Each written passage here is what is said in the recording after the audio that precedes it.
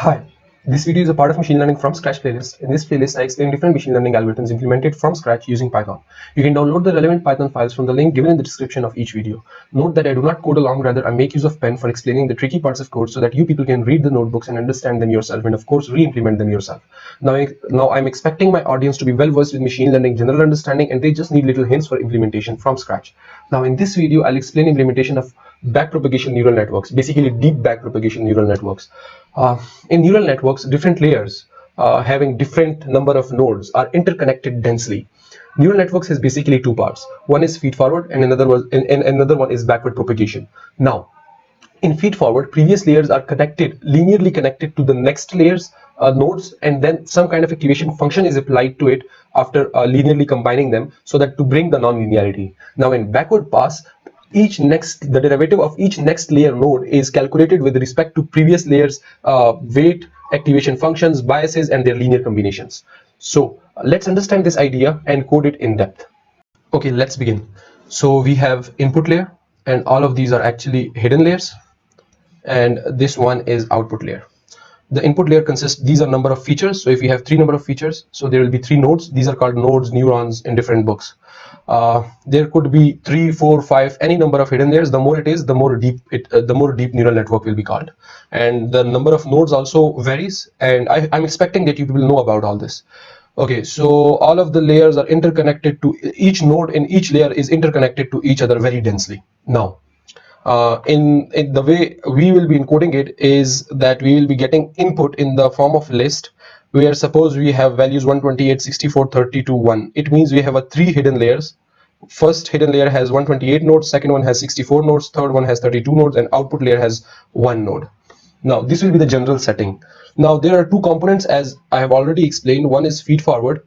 In feed forward, for each layer, what we will do is we will linearly combine previous layer to current layer, and we will apply activation function on the output of this linear combination. This will be simply kind of a linear regression kind of a thing. But once activation function is applied, this you can think of it as a logistic regression kind of a thing. As in logistic regression, the input is linear regression output, and the logistic function or sigmoid activation function is applied there. So this is simple thing, and we have done it already, and I'm expecting that you know about it. Now in backpropagation, the basic idea is to learn the weights, the parameters of each layer using gradient descent. And gradient descent works by taking derivative. We will take derivative of next layer with respect to the current layer and each previous layer. Now we will, after getting derivative, we will adjust the parameters of current layer according to the derivative computed. Now this is the simple setting, so we have to do just four things: linearly combine it, apply activation function, then go back, take derivatives, and adjust parameters according to the derivatives computed. Now how we will do it, how we will encode it? So the first step will be to initialize the parameters randomly. Parameters will be the weights and biases. Each single node contains a single weight and single bias. The more the nodes, the more the layers, the more will be the weights and biases, the more will be the parameters, the more complex will be the algorithm, the more complex will be the neural networks. Given previous layer outputs, current layer weights and biases, and activation function that we want to apply, we will compute output for the current layer. So for computing the output for current layer, what we need is the output of previous layer and the current layer weights and biases and activation function. So the weights and biases and previous layer output will be used for linear combination, kind of a linear regression, and then activation function will be used to bring nonlinearity and kind of a logistic regression kind of a thing. So this is simple. Then in feed forward, while computing output, we also store all the values of previous layer output, current layer weights, biases, and current layer output. Why do we need to store it? Because this will be needed in backpropagation. So we store previous layer output, current layer weights, biases, and current layer output after applying the activation function. Now what we will do is we will compute the cost in the final layer, whether the cost could be mean square error, cross entropy, or anything depending upon the application. In backward pass, we will start with this cost with the final layer. We will compute the derivative of error with respect to the output in the final layer, and that output in the final layer is actually activation function applied on the linear combination of the final layer. So in a way, we take derivative with respect to the activation function applied. That activation function could be sigmoid, ReLU, tan hyperbolic, linear, specifically in case of regression where final activation function could be linear. So we take derivative with respect to the activation function applied, then given the derivative of activation function, we find the derivative for current layer weights, biases, and their linear combinations. And using gradients, we update the parameters. So and if we want to include the regularization terms like L2 or dropout, we will make relevant changes in the code. Some of the terminology that I want to share with you that I'll be using is I'll be using this variable for the input to layer. Current W will be the weight of current layer, current B will be the biases of the current layer, current Z will be the linear combination of the current layer, linear combination of input, weights, and biases. Now post activation will be the output after applying the activation function on the linear combination in the current layer. So for each layer, these three terms are important. These five terms are important. The input to layer, which will be the output of previous layer, and the current layer weights, biases, and using the previous layer input, weights, and biases, we will compute the linear combination of them, and then we will apply the activation function to compute the output for the current layer for each layer. So this is the setup. Once we understand it, this whole thing is, I think, so very clear and very easy. Let me just go again and revise this thing for you by looking at the picture. So in feed forward, this will be the input layer.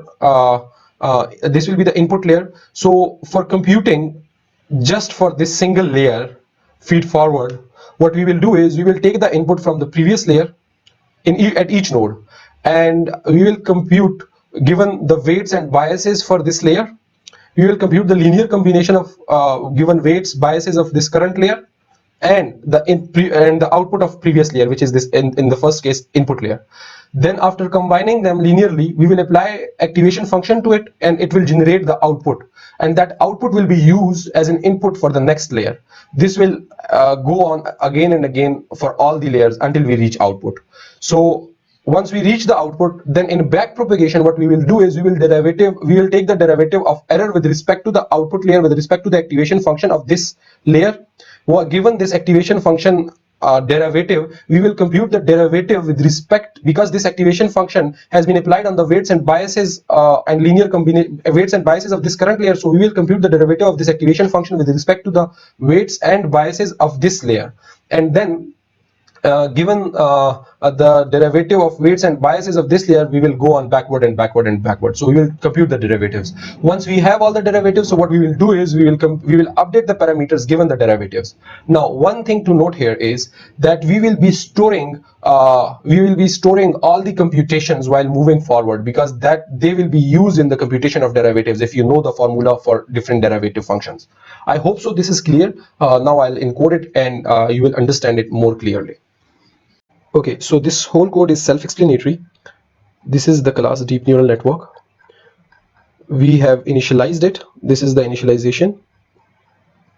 Once we initialize it, we will initialize our parameters list, and the parameters will be stored in dictionary.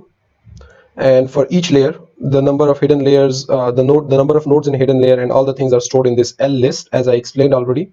So for each layer, what we will do is we will initialize the weights and biases given the weight initialization strategy. If he is the strategy, then this will be used, and if we don't want to initialize it with any strategy, then we will use complete random initialization, but of course we will multiply the weights with small number of 0.01, so to keep the weights small.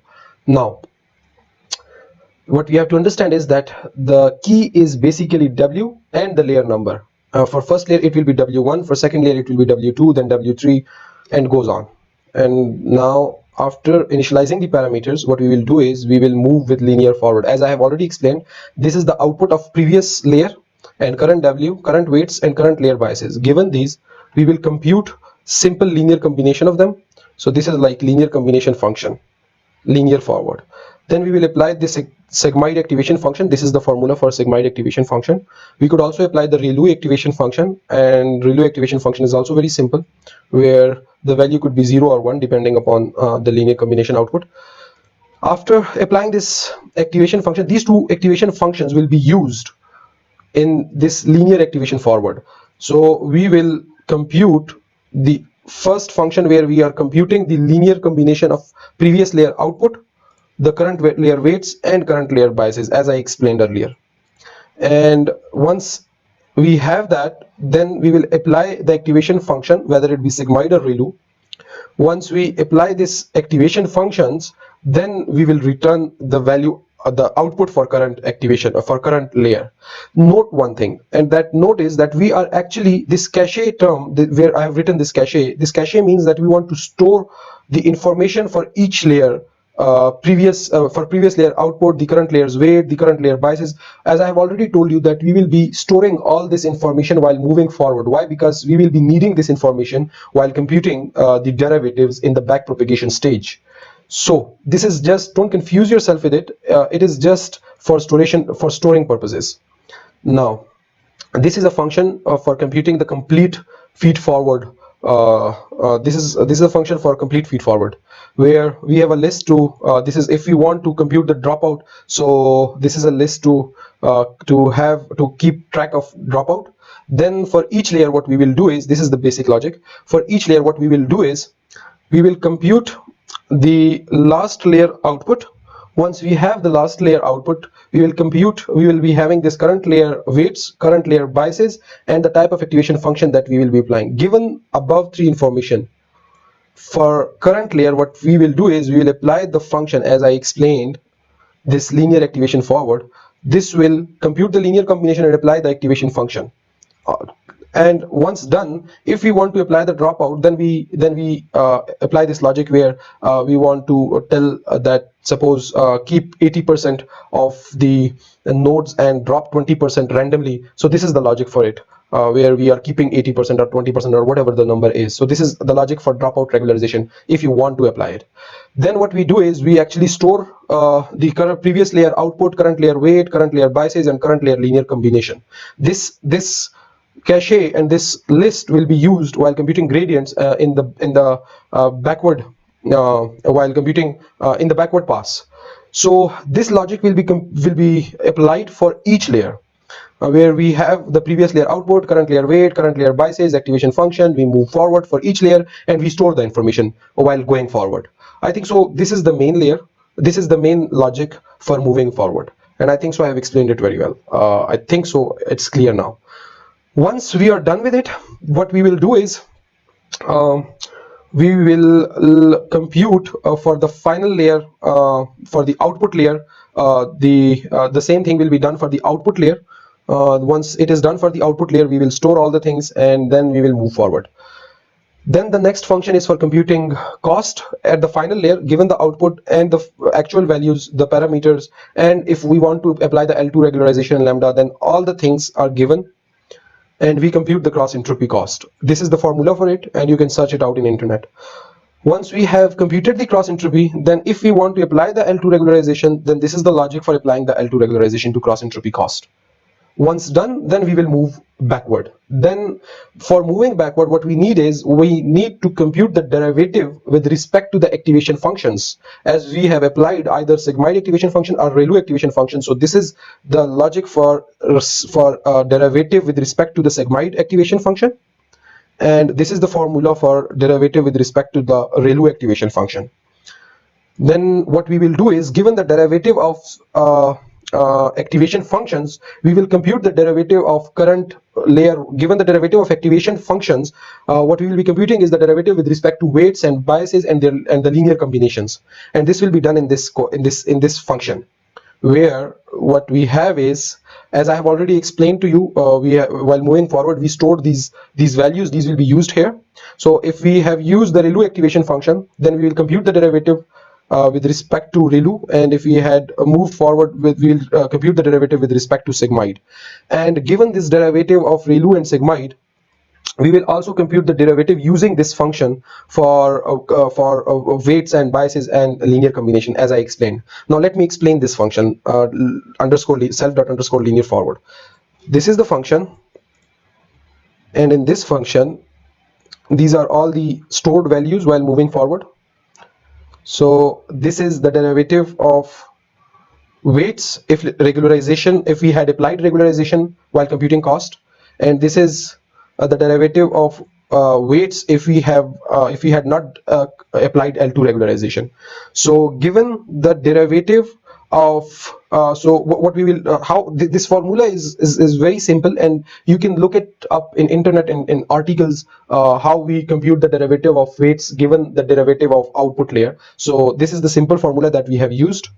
Now once we have all these derivative of current weight and current layer biases and derivative of previous layer output, so in a way we have till now we have computed these two functions. We have used these two functions, which is actually doing this stuff of moving backward from one layer to another. So this one layer setup has been done where we computed the derivative for the activation function, then for the weights, and then for the biases, and even then for the previous layer output. So this whole single layer derivative logic has been computed. Now we will repeat this for all the hidden layers. So we will repeat this logic in this function for all the layers. So we will move backward, and we will apply this function again and again for all the layers, and we will store the derivatives and gradients basically in layer in dictionary, where the keys will be derivative of activation function, or derivative of weights, or derivative of biases, along with the layer number DA1, DA2, DA3. And again, we also have the logic for dropout. If we had applied dropout while moving forward, then we will also we will also take into consideration this part of the code.